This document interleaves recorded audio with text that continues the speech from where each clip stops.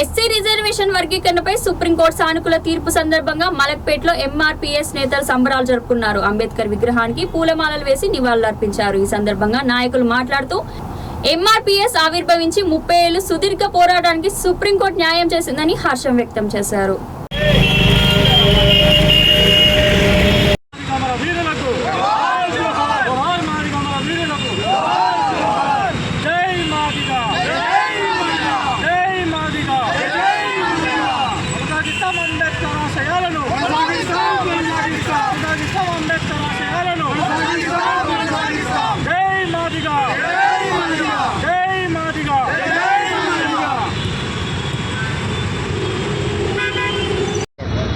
Media మిత్రులందరికీ నమస్కారాలు. ఈరోజు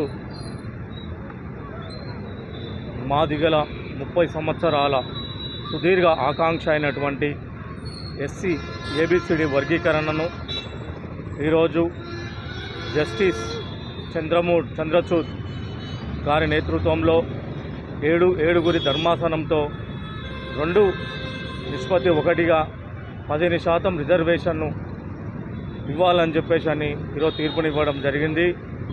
ఈ యొక్క తీర్పును నా యావత్తు మాదిగ జాతి అందరి సమిష్టి కృషిగా సమిష్టి ఫలంగా నేను భావిస్తున్నాను.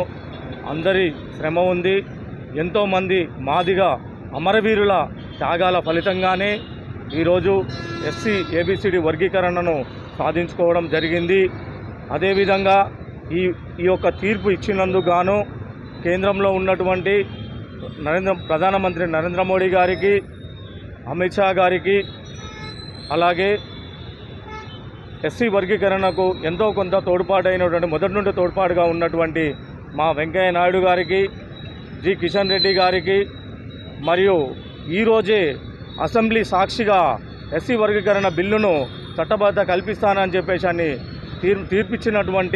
చెప్పినటువంటి హామీ ఇచ్చినటువంటి తెలంగాణ రాష్ట్ర ముఖ్యమంత్రి వర్యులు రేవంత్ రెడ్డి గారికి, మరియు నా జాతిలో ప్రతి ఒక్కరు ఎస్సీ వర్గీకరణ కోసము పోరాటాలు చేసి ఎన్నో త్యాగాలు, ఎన్నో కేసులు, నిర్బంధాలకు గురై ఈరోజు సాధించాము. కాబట్టి వీరందరికీ పేరున మాదిగ రాజకీయ పోరాట సమితి వ్యవస్థాపక అధ్యక్షునిగా నేను అభినందనలు, ధన్యవాదాలు, శుభాకాంక్షలు తెలియజేస్తున్నాను.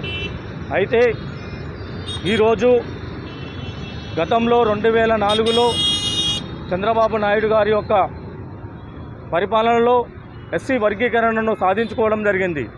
ఆ క్రమంలో నా మాదిగ జాతి బిడ్డలు దాదాపు 20,000 మందికి ఉద్యోగాలు రావడం జరిగింది.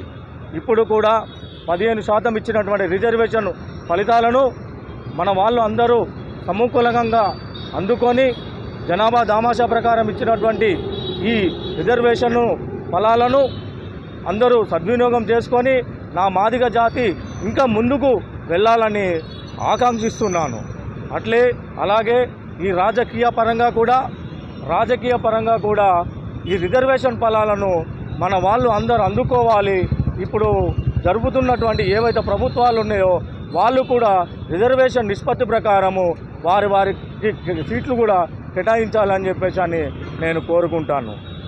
అయితే ఈరోజు ఎంతోమంది అమరవీరులు దామోదర్, నరసింహ, మహేష్ మాదిగలు, రవి మాదిగ, ప్రభాకర్ మాదిగ, భారత్ మాదిగ వీళ్ళ యొక్క ఆకాంక్ష ఏంటంటే ఎస్సీ వర్గీకరణ సాధించాలి అని చెప్పి ఈరోజు సాధించాము. కాబట్టి వారి యొక్క ఆత్మ కూడా శాంతి చేకూరుతుందని చెప్పేసి నేను భావిస్తున్నాను.